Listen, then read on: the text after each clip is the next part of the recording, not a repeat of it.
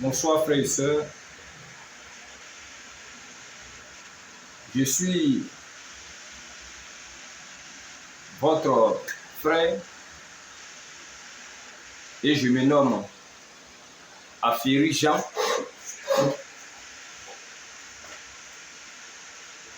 Et j'avais déjà fait une première vidéo dans laquelle j'ai parlé de la dîme et du repas du Seigneur. Et là-bas, dans ces deux exposés-là, j'ai présenté ces deux faits-là qui sont primordiaux et qui sont négligés dans nos assemblées.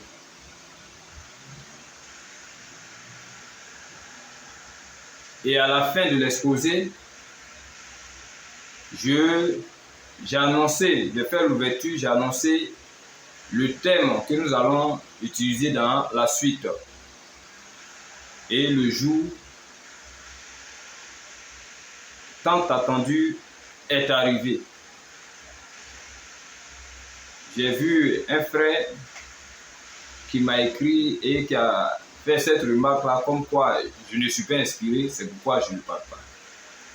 Mais je voudrais au passage signifier aux frères que ce que je fais là, ce n'est pas pour faire plaisir à un être humain. Ou encore, ce n'est pas pour séduire une personne quelconque pour un intérêt personnel. Non, ce n'est pas ça. Mais si je veux séduire parce que je fais, c'est que cette séduction-là, c'est de vous montrer la voie assure pour le repos de vos âmes. C'est de vous montrer ce qui est juste pour que vous soyez dans le paradis du Seigneur. C'est ce qui m'inquiète et c'est ce qui me pousse à faire des vidéos. Parce que pour le moment, c'est le seul moyen par lequel je peux m'exprimer. Voilà. Si c'est pour chercher fidèle là, on sait comment on fait. Non, ce n'est pas ça. Ce que je dis là, si vous êtes dans vos assemblées et que vous pratiquez ce que je vous montre au travers des Écritures, je crois que vous allez vous reconnaître en moi, dans la mesure où vous verrez que c'est la même chose qu'on dit et c'est la même chose qu'on fait. C'est dans ce sens que Éphésiens 4.4 dit là-bas qu'il y a un seul Seigneur, il y a un seul Esprit, il y a un seul Dieu, un seul baptême. Et si nous tous nous reconnaissons à ça, là, gloire au Seigneur. Parce que Pierre n'avait pas la même communauté que Jean. Et Jean n'avait pas la même communauté que Paul. Mais ils se rassemblaient et ils échangeaient sur les Écritures et ils communiaient ensemble. Mon but n'est pas d'arracher le fidèle de tel ou tel, mais mon but c'est de sauver vos âmes en vous montrant la voie à suivre. Parce que ceux qui se disent bergers, ceux qui se disent vos pasteurs, ceux-là, s'ils écoutent et qu'ils mettent en pratique ce que je dis là, nous serons tous soumis au même Dieu. Et il n'y a pas de mal. Au contraire, nous serons heureux de nous rassembler chaque jour. C'est là mon combat, puisque le Seigneur doit revenir. Qu'est-ce qu'il faut pour que le Seigneur vienne nous trouver dans de bonnes dispositions? C'est le travail que je fais. Si on peut le dire, Je suis l'un des protocoles du Seigneur. Vous pouvez voir ça comme de l'arrogance. Vous pouvez voir ça comme quelqu'un qui ne sait pas de quoi il parle. Mais celui qui est témoin d'un fait est mieux placé pour relater ce fait. Et je sais comment je suis né. Je connais mon parcours jusqu'à ce jour. Alors je sais de quoi je parle.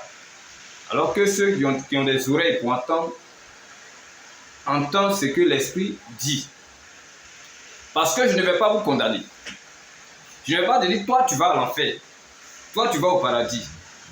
Je te montre la voie à suivre. Voilà, parce que ce serait malséant quand même de condamner tout de suite quelqu'un qui ne sait même pas ce qu'il fait. C'est malséant de le faire. Puisque nous ne savons pas en qui Dieu a mis les prédispositions pour être sauvés, nous ne pouvons pas avoir une telle prétendance comme quoi toi tu vas à l'enfer, toi tu vas au paradis. C'est pas juste. Voilà, mais il faut présenter la parole. C'est quand les esprits rebelles là se manifestent que tu peux user des moyens forts. Et quand tu le fais, c'est juste. Voilà. Puisque la vengeance et la rétribution revient à notre Seigneur. Donc, aujourd'hui, on va aborder un autre thème que j'avais annoncé à la conclusion de la vidéo que j'ai faite. Et là-bas, j'ai dit, on va voir le caractère d'une communauté appartenant à Christ. Donc, le thème d'aujourd'hui, c'est les caractéristiques d'une communauté appartenant à Christ. Comment une communauté appartenant à Christ et les leaders qui conduisent cette communauté-là, comment cette communauté-là et encore ces leaders-là, comment ils doivent se conduire. C'est ce qu'on va voir aujourd'hui. C'est ce qu'on va voir aujourd'hui. Mais, pour mettre les points sur les i, il faut que je me fasse comprendre. Parce que ce que je fais là, ce n'est pas l'œuvre d'un homme. Alors faites très attention. Et j'ai l'habitude de vous dire ça. Et avant de commencer, je voudrais lire le livre de Actes 17, 30 à 34. Pour que vous écoutiez ce que l'Écriture dit là. Actes 17, 30 à 34. Voilà ce que l'Écriture dit. Dieu, sans tenir compte des temps d'ignorance, annonce maintenant à tous les hommes, en tout lieu, qu'ils aient à se repentir. Et à vous repentir. J'ai déjà donné deux premiers thèmes qui constituent le socle même du christianisme. Et vous allez voir dans la suite, je vais beaucoup revenir dessus. Dans toutes mes vidéos. Parce qu'on doit préparer le peuple de Dieu à recevoir le Seigneur. Et pour ce faire, il faut que le repas du Seigneur soit instauré coûte que coûte dans nos assemblées. Je dis bien coûte que coûte le repas du Seigneur. Parce que c'est là-bas que tu te dises leader ou encore fidèle ou disciple, que sais-je, c'est là-bas que tous sont soumis. Parce que si c'est que tu as fauté quelque part, tu vas très rapidement te repentir devant tes frères et sœurs. Et tu vas prendre le repas du Seigneur. Et la soumission ainsi et la crainte de notre Dieu sera instaurée au milieu de tous. C'est ce qui est juste. Alors, aie à vous repentir. Si tu ne prends pas le repas du Seigneur, repens-toi.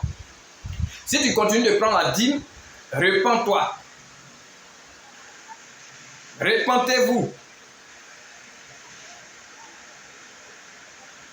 Avec cette démonstration qui a été faite par l'Esprit ce jour-là, concernant la dîme, si toi, tu me regardes, tu continues de prendre la dîme, c'est que tu es en train d'être parmi ceux, tu as compté parmi ceux qui sont de l'antichrist. Tu es un antichrist. La dîme a été abolie par le Seigneur lui-même. C'est pourquoi vous voyez dans le Nouveau Testament, aucun d'entre eux, que ce soit le Seigneur ou même les apôtres, personne n'a pris la dîme là-bas. Et que vous fassiez très attention, vous qui m'écoutez, je parle surtout des fidèles. Vous qui m'écoutez, je ne fais pas ça pour être rusé et vous amener à m'envoyer l'argent. C'est pas ça, hein? Comme le Seigneur sait que les gens sont méchants là, moi il m'a donné un travail. Et c'est de ce travail-là que je vis. Il a dit, l'ouvrier mérite son salaire. Et il me paye.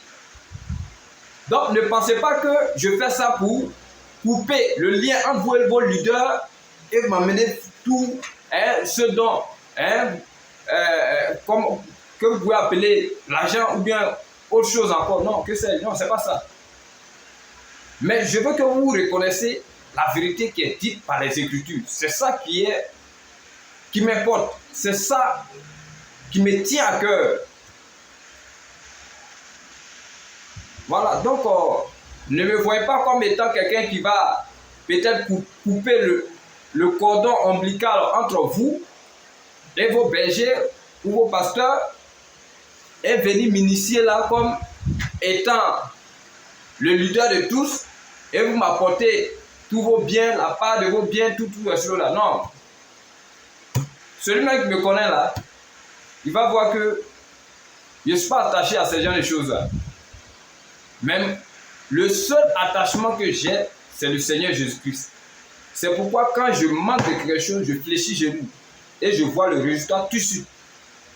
Parce qu'il sait qui je suis et il sait comment il m'a conçu et il sait ce qu'il a prévu pour moi. Et en fonction de ce qu'il a programmé pour moi, il a mis les prédispositions qu'il faut en moi pour traverser diverses épreuves qui se tiendront devant moi. Il a fait. Alors ne pensez pas que c'est pour couper le lien entre vous et vos bergers, et vos pasteurs et vous ramener à mes pieds. Non. Vous pouvez rester là-bas et puis leur dire la vérité. Et ils vont se soumettre à cette vérité-là et puis vous pouvez faire l'œuvre avec eux. En les assistant, bien sûr. Je n'ai pas dit en payant la dîme, mais en les assistant. Voyez, si c'est, ne regardez pas ça pour dire que oh, non, c'est parce que lui-même là, il veut qu'on l'assiste que vraiment il veut faire ça. Non. Je suis très reconnaissant. Je ne peux pas ignorer ceux qui nous ont dévancés. Dévancés du moins. Et par amour, humanisme, je peux dire que c'est mes pères. Tous ont été mes pères. Que ce soit tous ceux qu'on a côtoyés avant que nous soyons à ce niveau-là, nous avons appris quelque chose d'eux.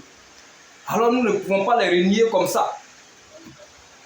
Sauf si eux-mêmes se dressent contre ce que nous disons et nous faisons voir dans les Écritures là. Si eux-mêmes se dressent comme ça, c'est là qu'ils iront signer leur arrêt de mort. Sinon, je les reconnais. S'ils se répandent, l'œuvre continue. S'ils reconnaissent, l'œuvre continue. Et gloire au Seigneur Jésus-Christ de ce qui réunit son peuple ainsi. Parce qu'on peut périr par ignorance. Voilà ce que l'Écriture dit. Hein? L'Écriture dit, Dieu sans tenir compte des temps d'ignorance, annonce maintenant à tout homme, en tout lieu, qu'ils aient à se repentir. Repentez-vous, parce qu'il a fixé un jour où il jugera le monde selon la justice, par l'homme qu'il a désigné, ce dont il a donné à tous une preuve certaine en le ressuscitant des morts. Repentez-vous. et associez-vous à la vérité. Le chemin, la vérité, là, c'est Christ. Il n'a pas dit c'est moi. Il dit c'est Christ. C'est pourquoi les prophéties doivent être jugées. Ne regardez pas le visage de vos pasteurs, de vos bergers.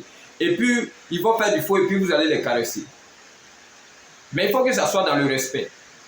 Mais quand le respect même veut être instauré par le fidèle et que le leader même parlait cela, c'est-à-dire que c'est autre chose.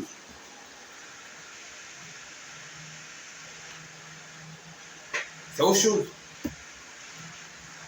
Alors, faites-leur savoir ces points que je suis en train de faire sortir concernant la dîme et le repas du Seigneur. Dites-leur qu'ils renoncent à la dîme et que vous preniez le repas du Seigneur dans vos assemblées.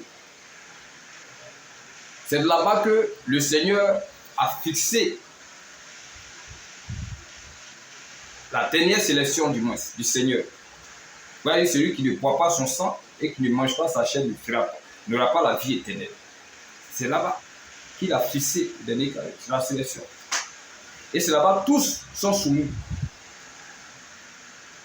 C'est le Seigneur. Alors, revoyez ça. Revoyez toutes ces déviations-là. Alors, on va revenir à nos sujets, comme j'ai dit là. Le sujet d'aujourd'hui, là, c'est les caractéristiques d'une communauté appartenant à Christ. Donc, pour débuter, puisqu'on a déjà lu un passage, et ce passage a fait référence de ce que tous doivent se repentir, car le Seigneur ne tient pas compte des temps d'ignorance. Je vais vous repentir. Voilà. Donc, pour rentrer dans le vif du sujet, dans le thème d'aujourd'hui, nous allons lire Actes 2, 41 à 47. Là-bas, nous allons voir ici l'attitude d'une communauté appartenant à Christ. Ici, voilà ce que l'Écriture dit. Ceux qui acceptaient sa parole furent baptisés et en ce temps-là, le nombre des disciples s'augmenta d'environ 3000 âmes. Ils persévéraient dans l'enseignement des apôtres, dans la communion fraternelle, dans la fraction du pain et dans les prières. Ça, j'ai déjà fait la lecture dans la première vidéo. Mais je reviens là-dessus parce que c'est très très important. Vous allez voir, quand ces 3000 âmes ont cru là, est-ce qu'ils ont dit, attendez, soyez nus d'abord avant que nous prenions le repas du Seigneur. Vous allez voir ce que l'Écriture va dire. Parce qu'il faut donner l'enseignement pour dire quoi? Que avant de prendre le repas du Seigneur, si tu as un comportement louche, alors fais voir très tôt. Et toi-même, examine-toi si tu es de Dieu. Il faut voir si tu marches d'un bon état d'esprit. Toutes ces choses-là, toutes ces questions-là doivent ressortir de la personne qui doit prendre le repas du Seigneur. Parce que si tu le prends d'un mauvais esprit, comme je l'ai dit, il y a deux royaumes. Et pour le royaume, celui qui vient du royaume de Dieu, quand tu le prends et qu'il le prend dans un mauvais esprit, Dieu le frappe. Soit il le tue, il l'amène, il le rend infime ou il le rend malade. Pour ne pas que nous soyons condamnés avec le monde lors du jugement. Voilà comment Dieu juge ses enfants. C'est à travers le repas du Seigneur. Et pour ceux qui ne sont pas de Dieu, quand ils prennent là, vous avez vu ce qui est arrivé à Judas. La Bible dit Satan entra à lui et il allait faire ce qu'il devait faire de prompt. Il a trahi le Seigneur. C'est ça. Voilà, c'est là-bas que le tri se fait. Alors il est important, primordial, pour préserver l'unicité en Christ, il est primordial que chaque communauté prenne le repas du Seigneur tel que les Écritures l'ont annoncé. Et j'ai décrit comment le repas du Seigneur doit se prendre. Dans la première vidéo, celui qui veut, qui retourne dans la première vidéo pour lui-même voir comment le repas du Seigneur se prend. Voilà. Voilà. Alors, on continue. la crainte s'emparait de chacun. Voici. Puisqu'ils persévéraient dans l'enseignement des apôtres, dans la communion fraternelle, dans la fraction du pain et dans les prières, la Bible dit que la crainte s'emparait de tous. Et cette crainte-là part de quoi? Posez-vous la question. Pas d'un homme, hein, mais ça part de notre leader, le Seigneur, qui a d'un côté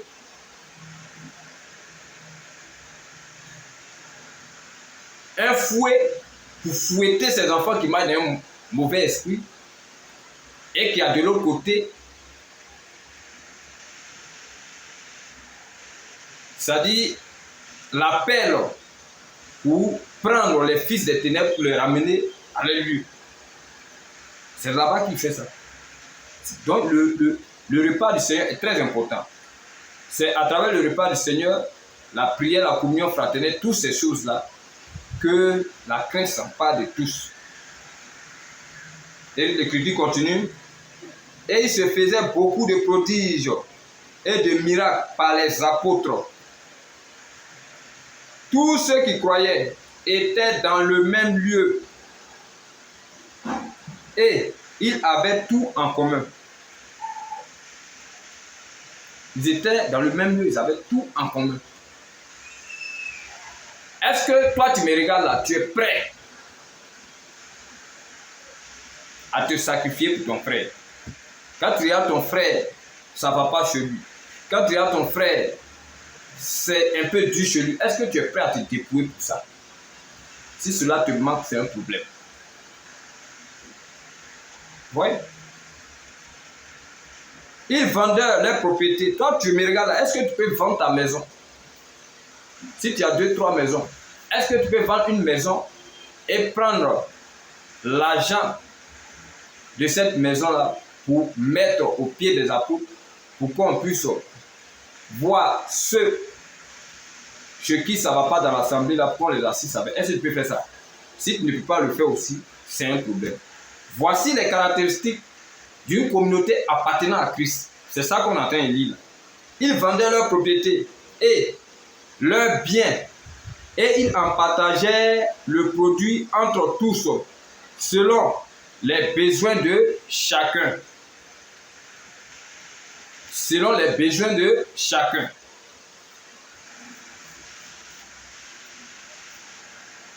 Voilà. Ils étaient chaque jour tous ensemble assidus au temple. Ils rompaient le pain dans leur maison et prenaient leur nourriture avec joie et simplicité de cœur. Quand on est assidu au temple,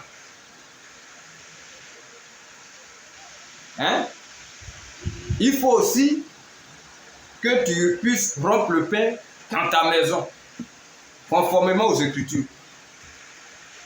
Est-ce que ta femme qui a cru avec toi là, est-ce que tu es capable de prendre le repas du Seigneur avec cette dernière? Il faut le faire. L'enseignement est donné par les apôtres. Ils rompaient le pain dans leur maison et prenaient leur nourriture avec simplicité, avec joie et simplicité de cœur. Voici le caractère d'une communauté appartenant à Christ. C'est de ça qu'il s'agit. L'Écriture continue, louant Dieu et trouvant grâce auprès de tout le peuple. Quand vous faites ça là, ça donne aux gens, même aux païens, c'est-à-dire, ça leur donne l'envie d'être chrétiens. Ils ne seront pas là en train de dire non, Jésus n'est pas Dieu. Non, ça là, eux-mêmes là, ils verront le témoignage. Et ils vont louer Dieu par la prestation que vous donnez sur le terrain. Mon frère, toi tu presses comment? Comment tu presses dans ta communauté? Est-ce que quand les gens te regardent là, ça leur donne l'envie d'être chrétien? Est-ce qu'ils louent Dieu lorsqu'ils te voient? Voici. Hein? Et le Seigneur ajoutait chaque jour à l'église ceux qui étaient sauvés. Voilà. Quand les choses se passent ainsi, Dieu ajoute. Il ajoute. Et le témoignage est vivant, parfait, tout le monde voit. On va aller un peu plus rapidement parce que le temps est en train d'être avancé et il faut qu'on aille un peu vite. On va aller encore dans le livre de Actes 6, versets 1 à 7. Là-bas aussi, on va voir. Vous allez voir. En ce temps-là, le nombre des disciples s'augmentant. Toujours, ça s'augmente. Parce que le témoignage est vu. Le témoignage est constaté. Alors, le nombre des disciples augmentant, les hellénistes murmuraient contre les Hébreux parce que les veuves étaient négligées dans la distribution qui se faisait chaque jour. C'est-à-dire qu'il y avait une distribution qui se faisait chaque jour, mais cette distribution qui était où? C'est-à-dire ceux qui ont un peu dans l'assemblée, c'est eux qui mettaient ça à la disposition de l'assemblée et partageaient ça entre tous. Et si tu ne négligeais pas les veuves et les pauvres dans l'assemblée. Voici. Quel système, frère, tu as mis dans ton église? Est-ce que tu as mis ce système-là?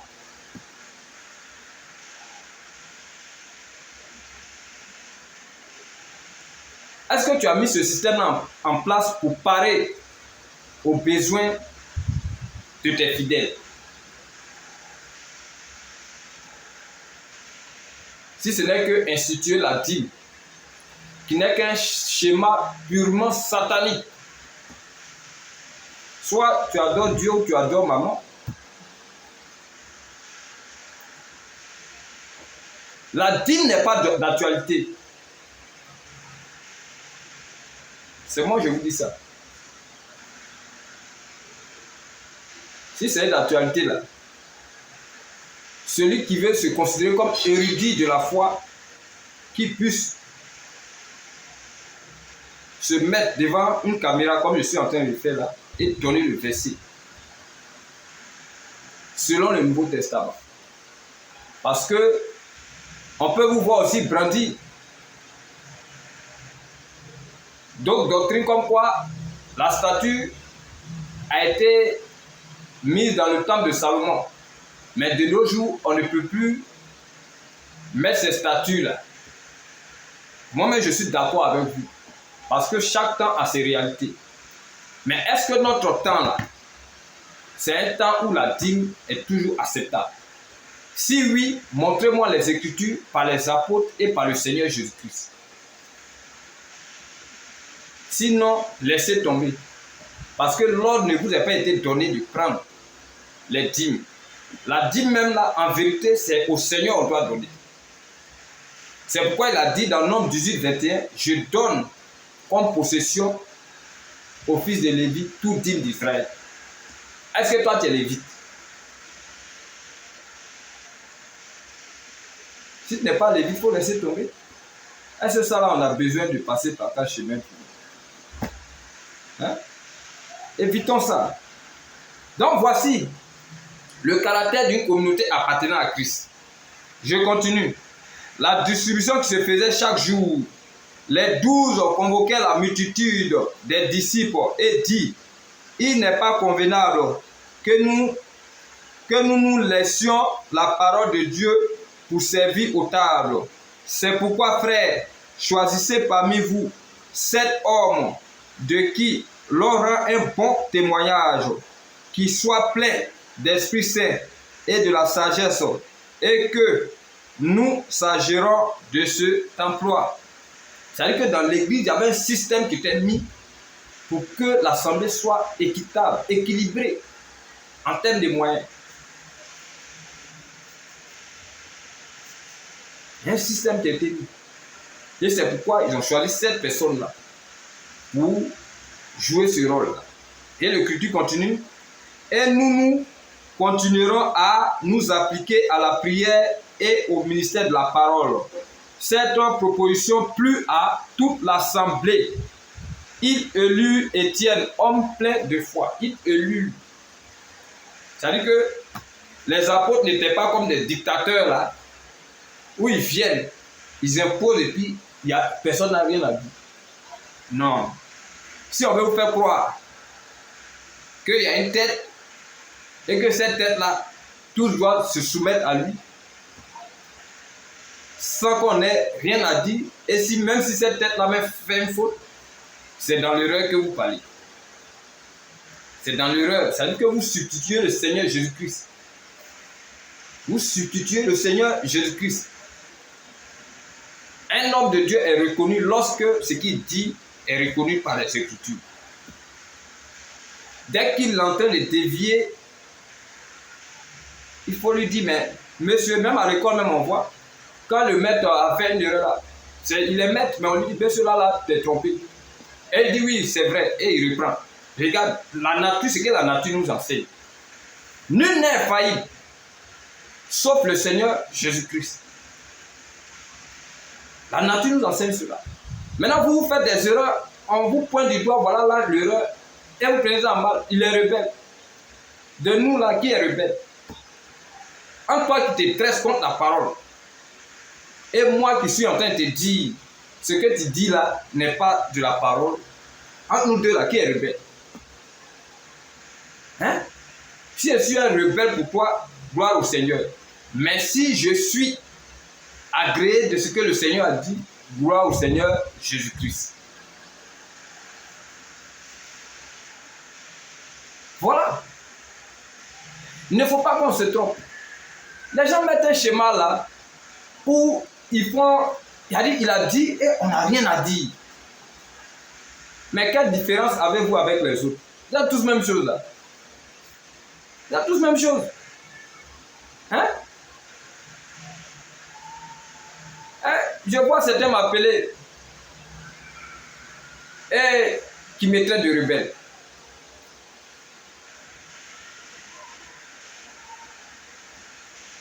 De vous et moi qui est rebelle? Moi, je suis en train de prendre les Écritures. Hein? Qui est rebelle? Mais si je suis rebelle là, je crois que vous n'êtes pas plus rebelle que moi, dans la mesure où vous étiez sous la couverture de certains pères spirituels. Parce que vous-même ne mentionnez pas de dire que vous étiez aussi dans l'erreur. Quand vous jaugez à la vérité que vous dispensez aujourd'hui là, par rapport à ceux que vous avez eu comme pères spirituels dans le temps. Mais ceux-là, qu'est-ce que vous avez vu et puis vous avez quitté sur leur couverture? Parce que d'après vous, ils ne disent pas ce qui est biblique. Donc là aussi, vous êtes rebelle. Non. Qu'on juge, mais qu'on juge selon la parole. Si ce que tu fais là n'est pas de Dieu et que je constate, il va te dire, c'est même pas la rébellion, mais c'est une remarque qu'il fait pour te dire que après cela là, tu t'es trompé. Et monsieur reprend, mais cependant, il reste toujours maître. Moi qui t'a dit, je suis venu pour lutter maître. Qui t'a dit, je suis venu pour lutter un leadership quelconque? Non, je n'ai rien à foutre avec ces choses. Le leadership là, c'est le Seigneur qui donne.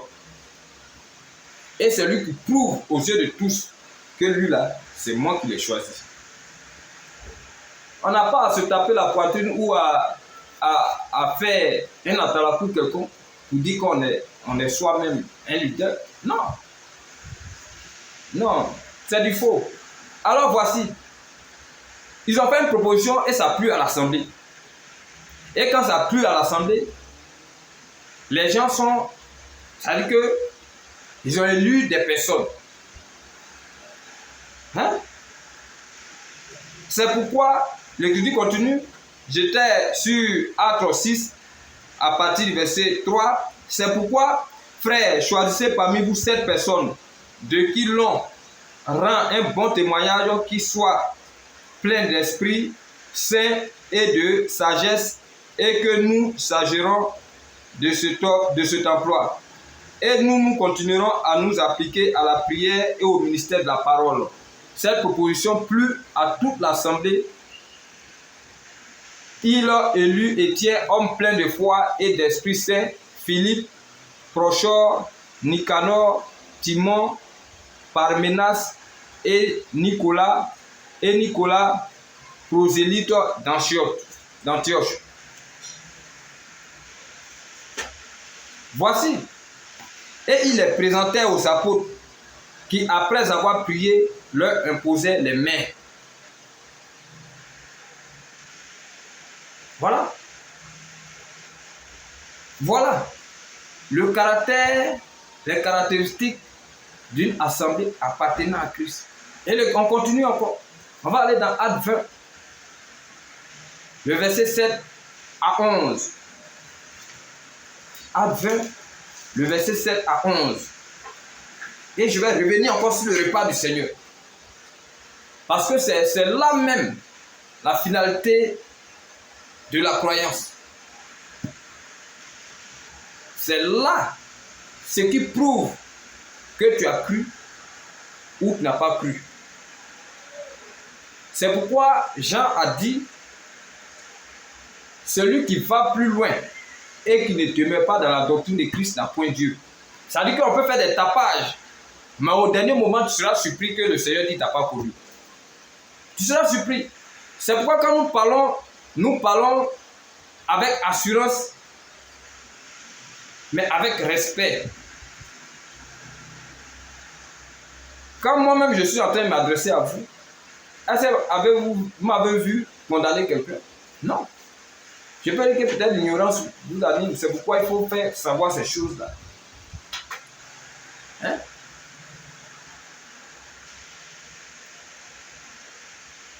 Voilà.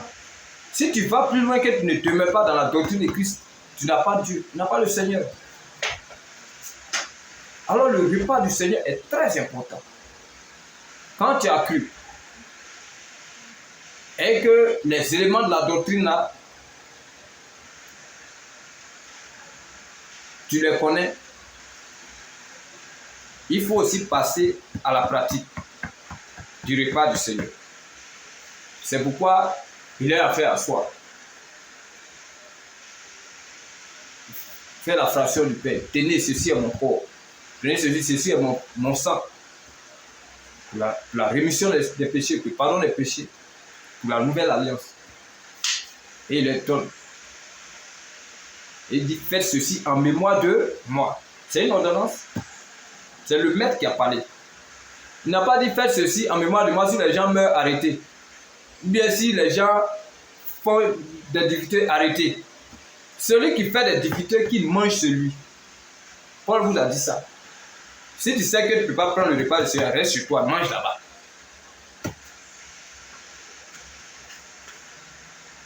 Voilà. Le repas du Seigneur est très important, donc on revient dessus. Acte 20, à partir du verset 7 à 11.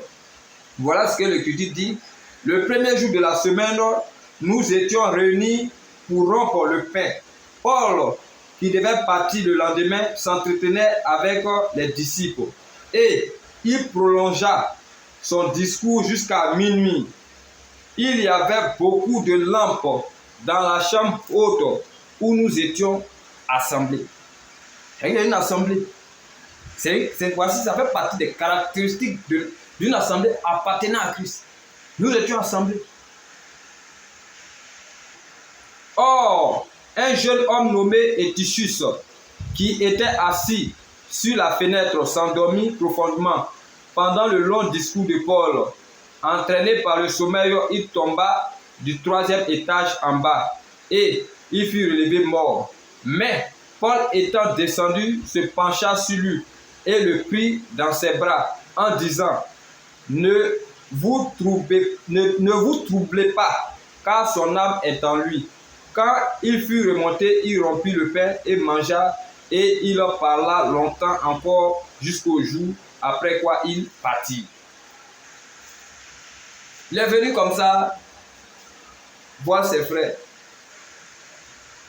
Et ils ont profité, ils ont pris le repas du Seigneur. Tranquille. Parce que c'est une famille. C'est une famille. C'est ce qui est juste. On continue. On va lire le livre de Galates 2. On va voir le caractère d'une communauté appartenant à Christ. Mais cette fois-ci, on va voir le caractère entre les leaders de Christ. S'ils sont caractérisés d'humilité ou d'arrogance. On va voir ça. J'ai dit bien Galates 2, le verset 7 à 14.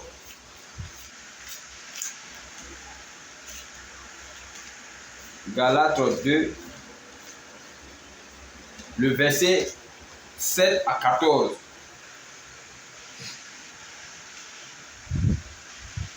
D'une part, on voit le caractère entre leader et assemblée en même temps.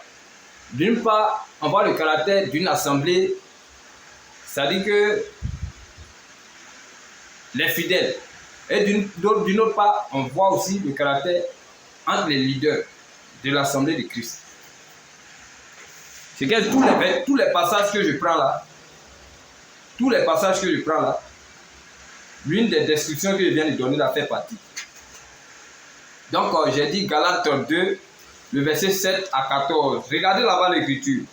Au contraire, voyant que l'évangile qui m'avait été confié pour les incirconcis, comme à Pierre pour les circoncis, car celui qui a fait de Pierre l'apôtre des circoncis a fait de moi l'apôtre des païens. Et ayant reconnu la grâce qui m'avait été accordée, Jacques, Céphas et Jean, qui sont regardés comme des colombes, me donnèrent à moi et à Barnabas la main d'association afin que nous allassions nous vers les païens et eux vers les circoncis.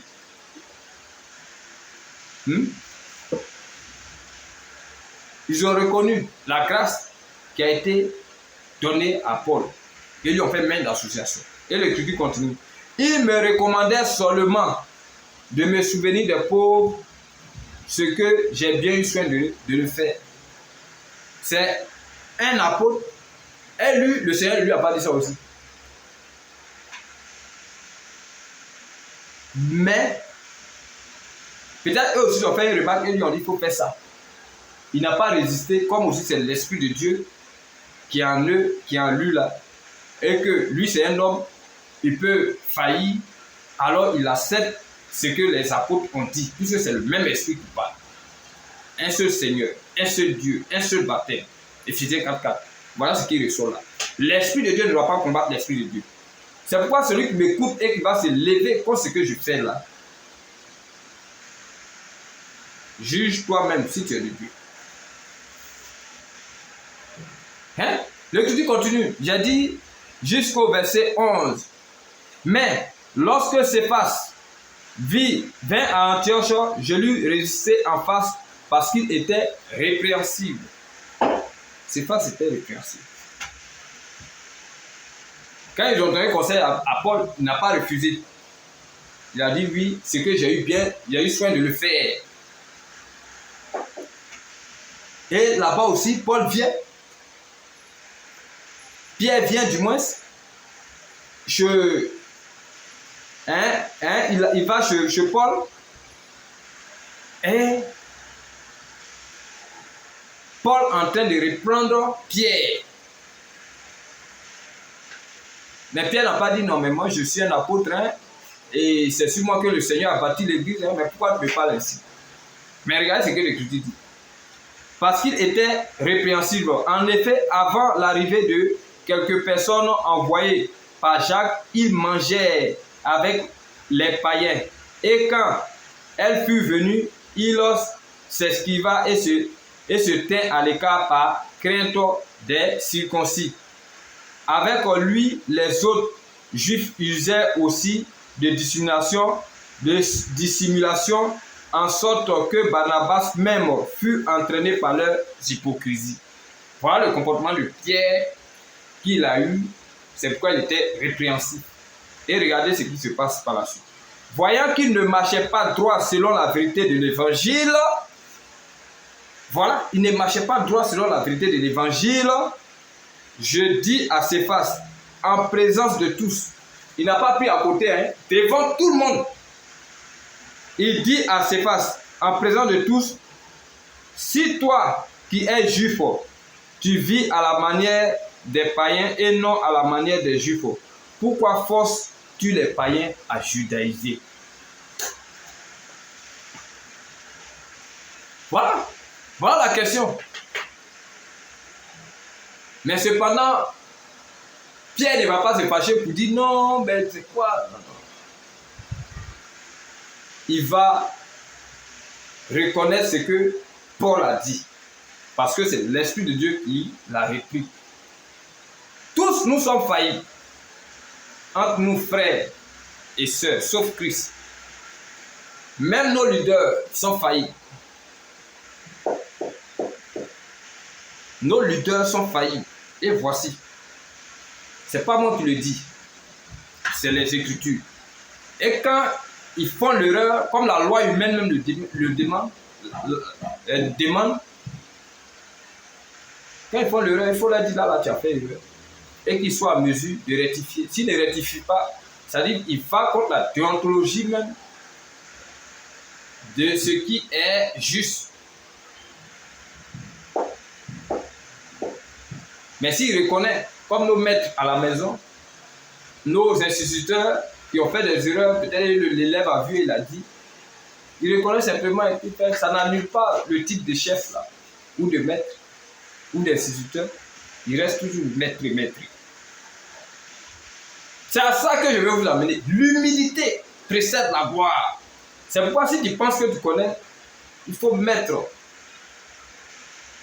cette arrogance-là à côté et dire en toi-même que si ce n'est pas Dieu, ce que je fais là, je ne peux pas faire.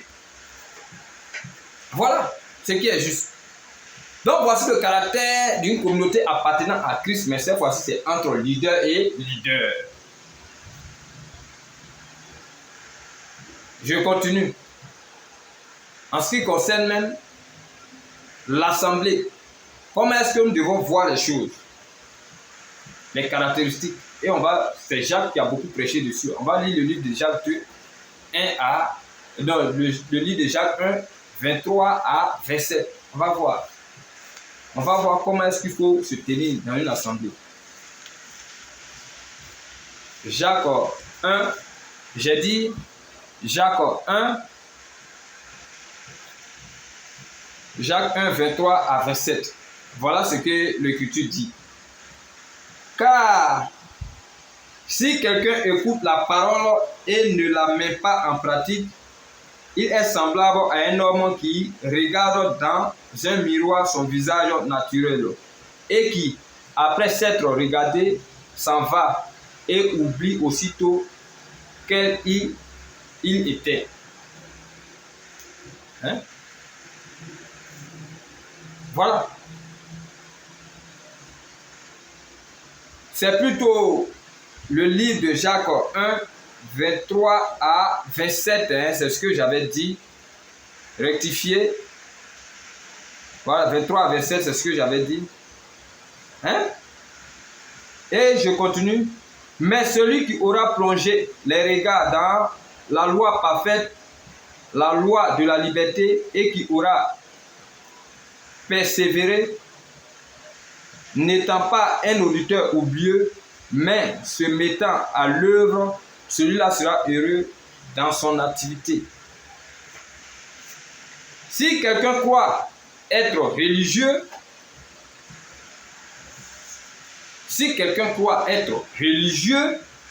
sans tenir sa langue en bride, mais en trompant son cœur, la religion de cet homme est vaine.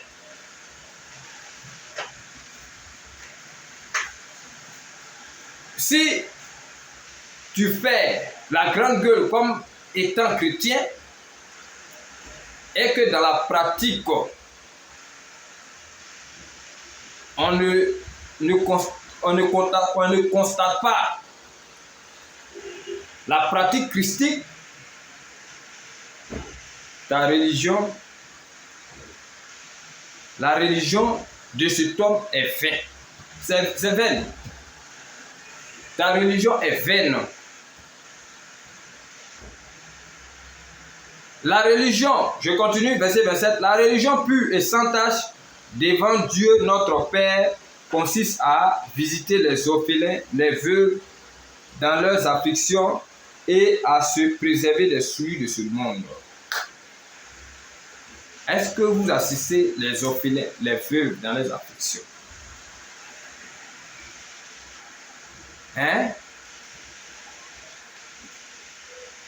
Faut le faire. Il ne faut pas passer son temps à condamner. Si tu le fais, la parole que le Seigneur a dit là, te guette. Le Seigneur a dit, vous serez jugés de la mesure dont vous jugez. Si tu as l'habitude de condamner tes frères, tes semblables, c'est un problème. Parce que dans les Écritures, l'homme de Dieu parle en général et chacun prend ce qui lui convient. Et c'est ceux qui sont rebelles aux Écritures, là, c'est à eux là qu'on dit ce qu'ils sont. C'est ce qui est juste. Voilà. Hein? Assister les veuves et les orphelins. Car c'est le Seigneur qui fait pleuvoir sur le bon comme le mauvais. Faites du bien, pratiquez la miséricorde. La miséricorde, c'est ce qui est juste. Et le Seigneur en a beaucoup parlé. Tu ne sais même pas qui est en face de toi. Fais-le. Et même si cette personne-là t'en veut, il faut le bénir. Parce que c'est comme des feux, des braises ardentes que tu es en train de déposer sur lui. Comme tu as rendu service à quelqu'un, n'en fais pas chantage. N'en fais pas grand bruit. Tu l'as fait, mais tu l'as fait de bon cœur. Mais si cette personne se retourne contre toi et t'en veut énormément, en te traitant de tout, laisse pour toi là à Dieu. Et on va voir ça dans la suite, dans les caractéristiques d'une communauté appartenant à Christ.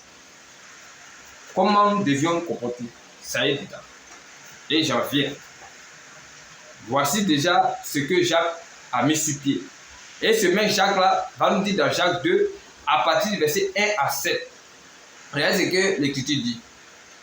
Mes frères, que votre foi en notre glorieux Seigneur Jésus-Christ soit exemple de toute acception de personne. Soit exemple de toute acception de personne. C'est très important. Tu ne sais pas qui est là. S'il est habillé bizarrement, tu ne sais pas qui il est. Donc, toi, c'est d'être disposé et de l'aimer et de faire ce qui est juste. Supposer en effet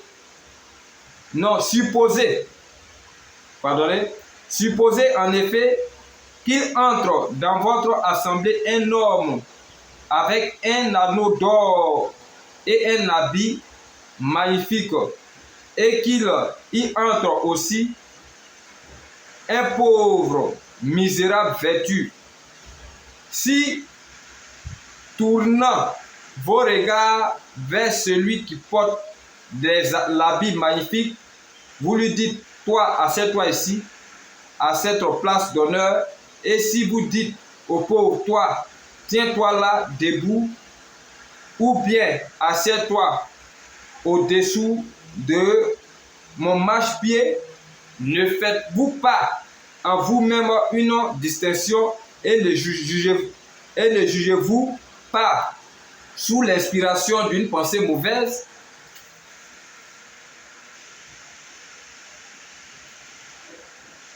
L'humilité. Il y a des gens en accueillant des gens, ils ont accueilli des anges de Dieu dans les Écritures. Tu ne sais même pas qui est là. Alors vous devez être caractérisé d'un caractère humble. Ne jugez pas selon ce que vous voyez, parce que l'apparence trompe. Elle est très, très, très trompeuse. Voilà. Écoutez mes frères bien-aimés, Dieu n'a-t-il pas choisi les pauvres aux yeux du monde pour qu'ils soient riches en la foi? La foi, c'est la foi qui compte.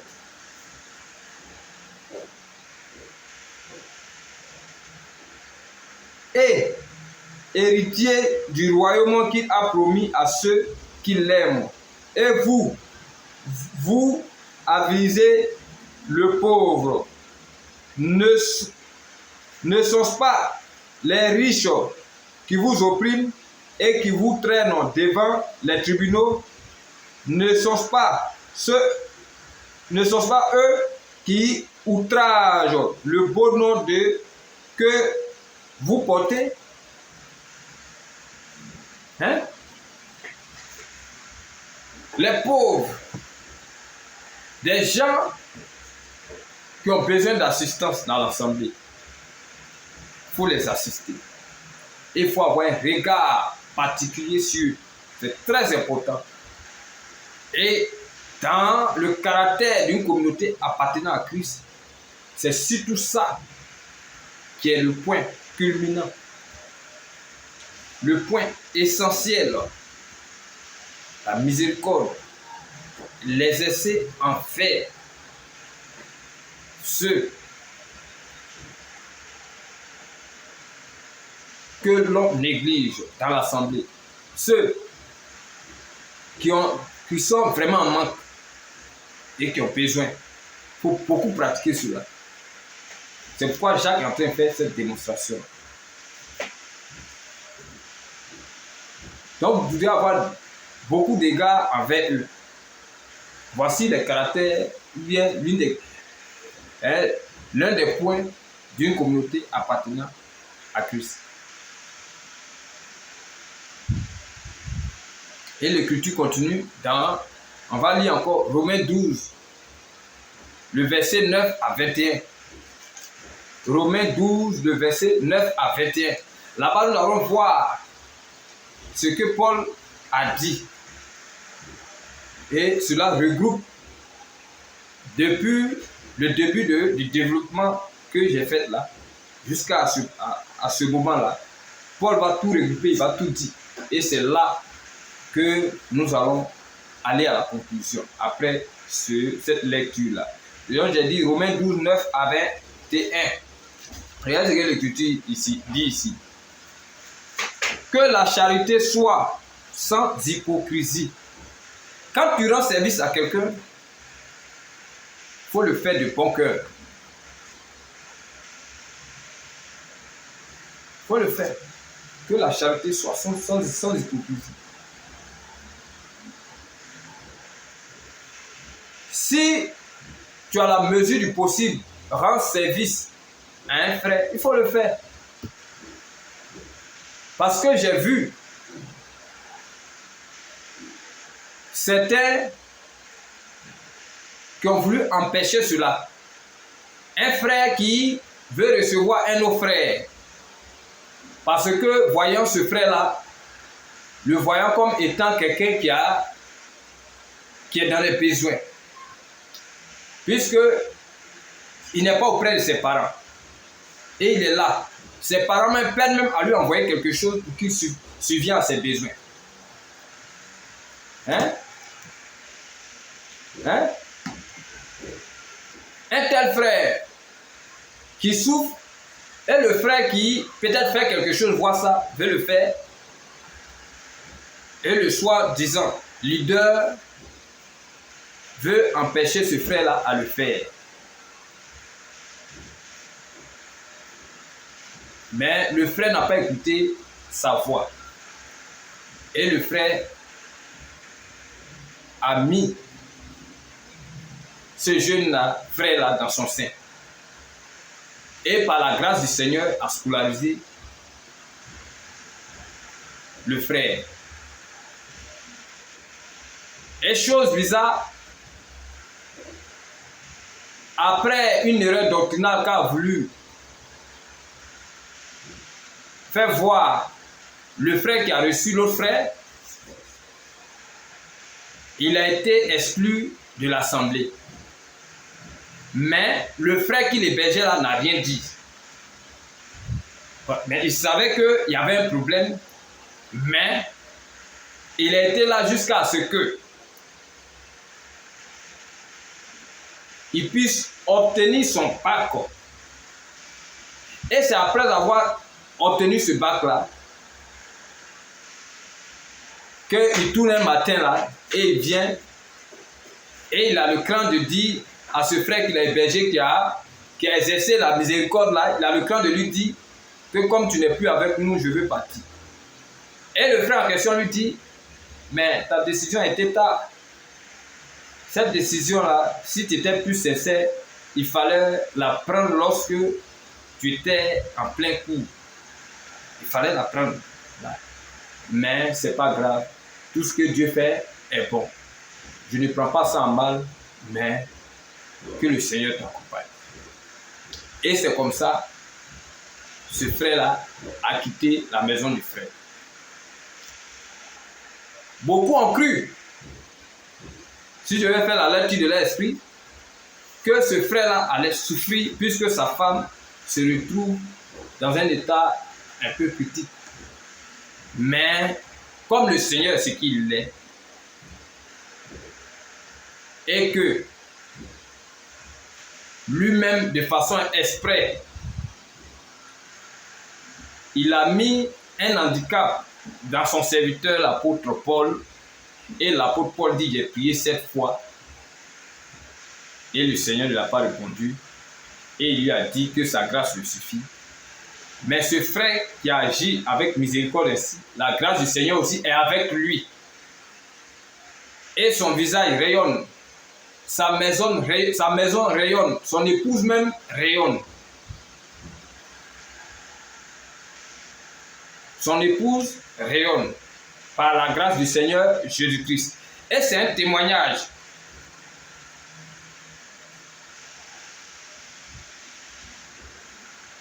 Voyez-vous vous-même, c'est pourquoi la charité entre frères doit être sans hypocrisie. Et il faut le faire véritablement. Il faut le faire.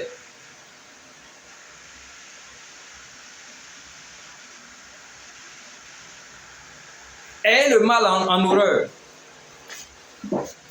Et je vous dis, le jour où le frère devait quitter la maison du frère, son dernier, un joli garçon,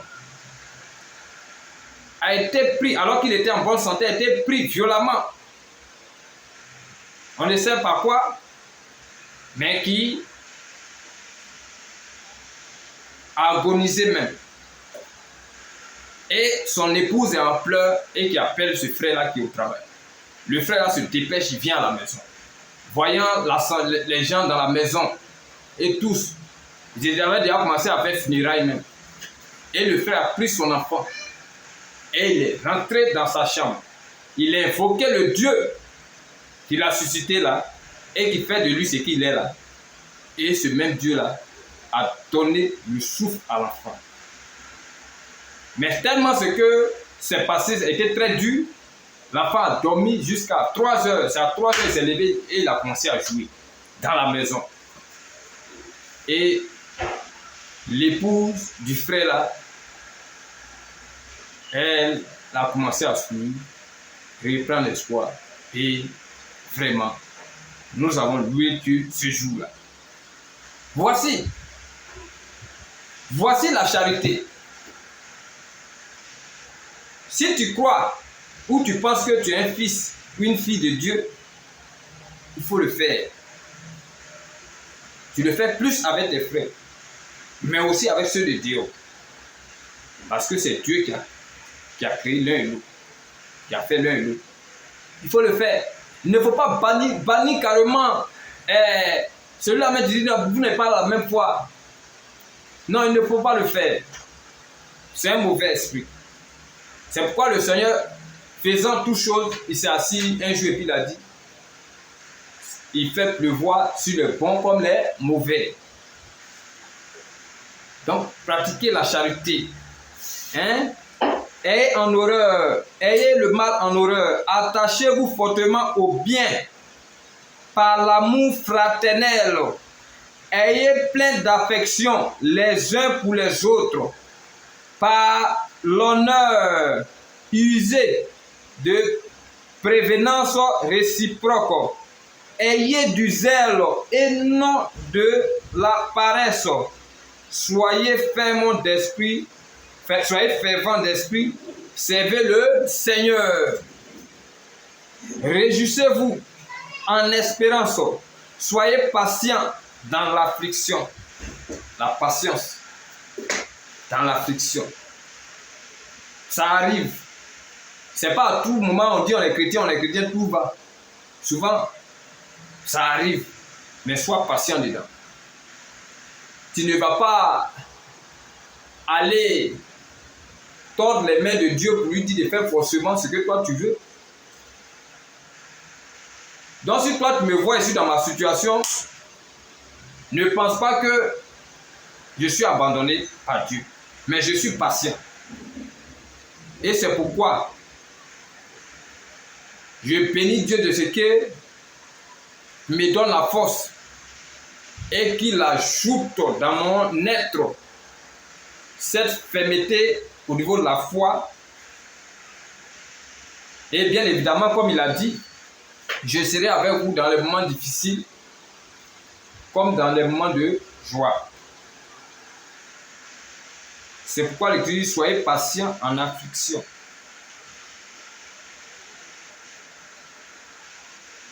Soyez patients dans l'affliction. Persévérez dans la prière.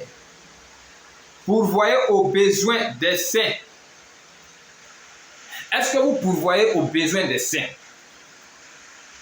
Pourvoyez aux besoins des saints. Ce qui se passe sur la scène là, à vous qui me regardez là, il y a la séduction, c'est la séduction, hein?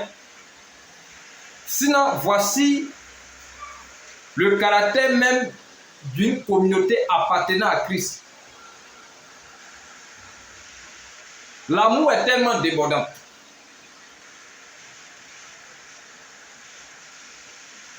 La réciprocité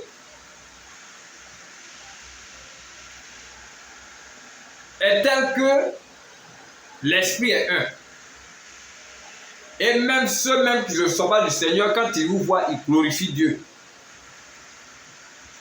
Mais le système qui est mis là, ce que vous voyez là, c'est un système purement satanique.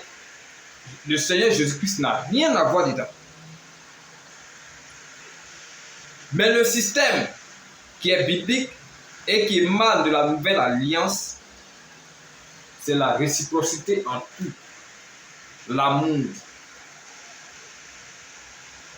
l'assistance des saints.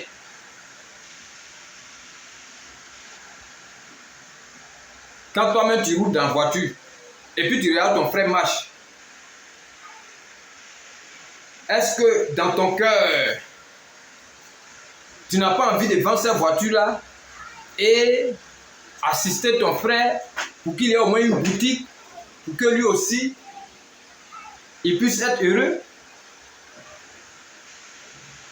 Mais les gens, ils sont heureux seuls et ils s'en foutent.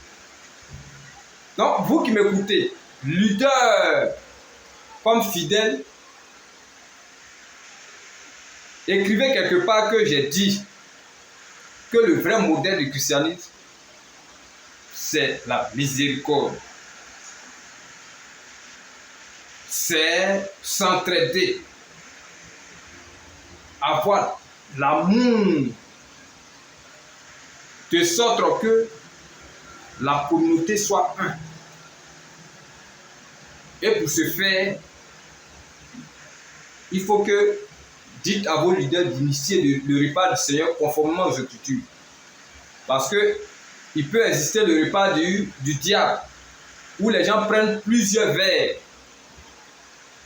et plusieurs pains là, et ils mangent dans la journée. Non. Le repas du Seigneur se fait entre les deux soirs, avec un seul pain, sans levain, qui est rompu pour tous ceux qui sont présents, et aussi une seule coupe de vin qui est distribuée pour tous ceux qui sont là, présents.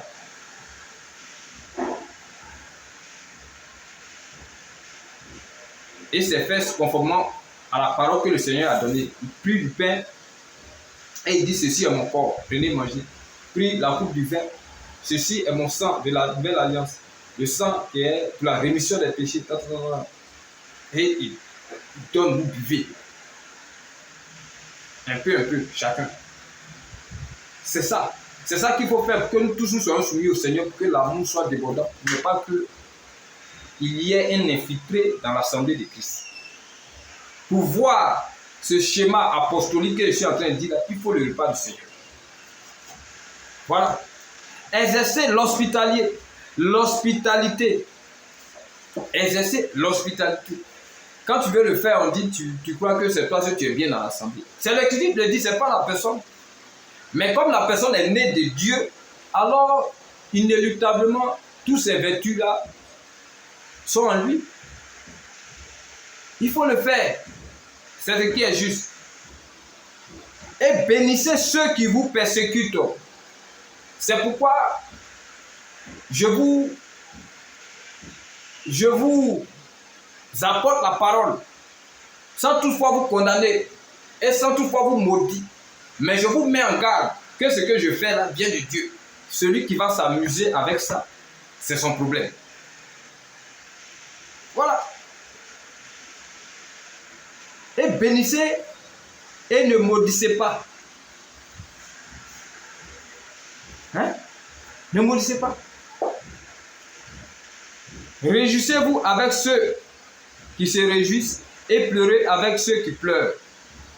Ayez les sentiments les uns envers les autres et n'aspirez pas à ce qui est élevé, mais laissez-vous attirer par ce qui est humble. Voilà l'humilité. L'humilité, c'est ça. Vous attirez, ne soyez point sage à vos propres yeux. C'est ça. Il ne faut pas être sage à tes propres. Quand tu fais là, tu sais que c'est Dieu qui a fait. Ne rendez à personne le mal pour le mal. Recherchez ce qui est bien devant tous les hommes. Est-ce qu'on a dit exception? Devant tous les hommes. S'il est possible, autant que cela dépend de vous. Voilà. Si ça dépend de toi, là, il faut aimer tout le monde. Mais comme il y a des gens que Dieu n'a pas aimés et qui prouvent par A plus B qu'ils ne sont pas prêts pour Dieu, il peut arriver que Dieu ferme ton cœur au niveau de ces personnes. C'est pourquoi Paul a dit ici: ne rendez à personne le mal pour le mal. Recherchez ce qui est bien devant tous les hommes. S'il est possible, autant que cela dépend de vous. Ça peut ne pas dépendre de toi. Ça peut arriver. Donc toi, tu m'écoutes. Si tu me combats et que le Seigneur ferme mon cœur envers toi, tu es mort. Parce que ce n'est pas moi qui ai fermé, mais c'est lui-même qui a fermé contre toi. Hein? Et soyez en paix avec tous les hommes. Ne vous vengez point vous-même, Bien-aimés, mais laissez agir la colère, car il est écrit: à moi la vengeance, à moi la rétribution, dit le Seigneur. Voilà le comportement de celui qui est de Dieu. Voilà comment on doit se comporter. Voilà le caractère d'une communauté appartenant à Christ. C'est pourquoi tu peux voir des gens qui vont t'insulter, mais il ne faut pas leur répondre du tic au tac, mais il faut leur faire voir ce qui est juste, afin que lorsqu'ils vont insister dans leur délit là, que eux-mêmes puissent se rendre compte qu'ils ont failli, parce que la colère de Dieu va s'enflammer contre eux. C'est pourquoi l'Écriture continue: mais si ton ennemi a faim, donne-lui à manger. S'il a soif, donne-lui à boire. Hein? Donc à toi que... Je ne vais pas dire des choses, on continue. Mais si ton ennemi a faim, donne-lui à manger. S'il a soif, donne-lui à boire. Car en agissant ainsi, ce sont des charbons ardents que tu amasses sur sa tête. Sur sa tête. Toi qui es dans cette posture-là, il faut te revoir. Hein? Ce sont des charbons ardents que tu amasseras sur sa tête. Ne te laisse pas vaincre par le mal, mais surtout le mal par le bien. Quand tu regardes ton ami, tu le condamnes, tu le chapes, tu le chapes, tu le chapes. Est-ce que c'est le caractère de quelqu'un qui appartient à Christ? Hein? Revoyez-vous. Et je crois que l'exposé que je viens de donner là va attirer l'attention des uns et des autres, et vous allez vérifier si dans vos assemblées, vous prenez le repas du Seigneur, si dans vos assemblées, vous ne distinguez pas les personnes, s'il n'y a pas d'acception de personnes, si dans vos assemblées, vous assistez les veuves, les orphelins, les pauvres, si dans vos assemblées, si vous n'avez pas encore cette force de pardonner,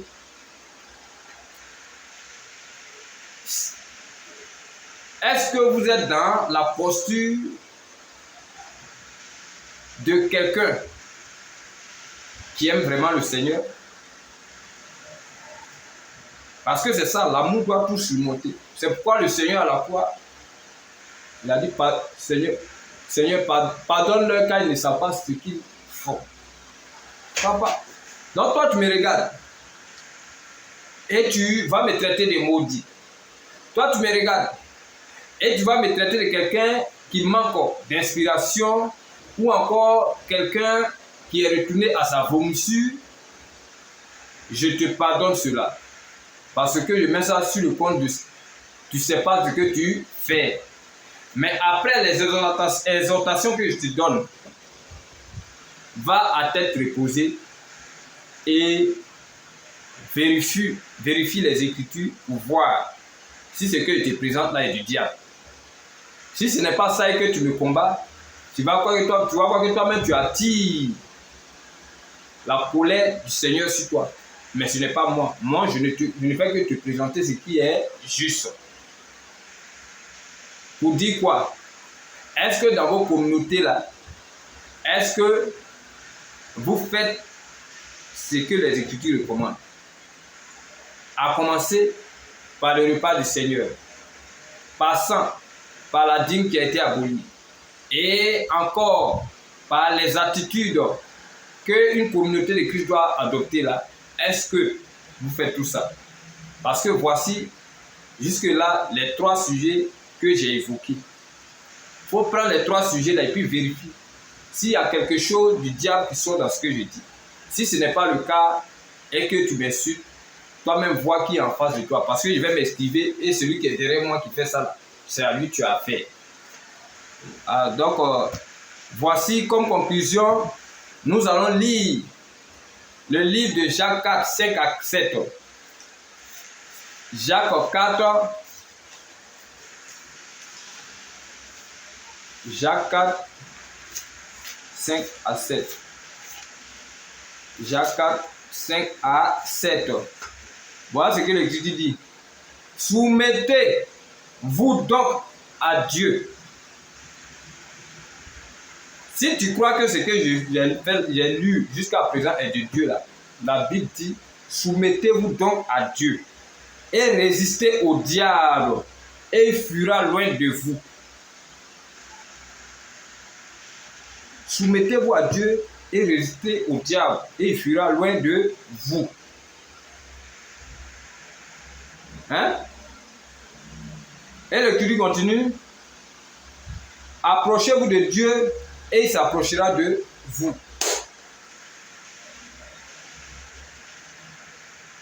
Approchez-vous de Dieu et il s'approchera de vous.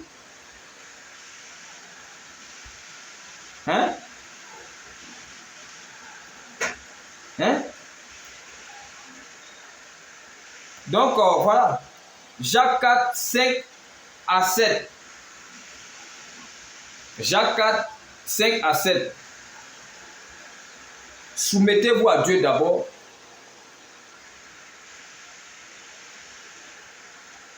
Et résistez au diable. Et il fuira loin de vous. Mais voici ce que l'Écriture dit dans Jacques 4, 5 à 7. Croyez-vous que l'Écriture parle en vain?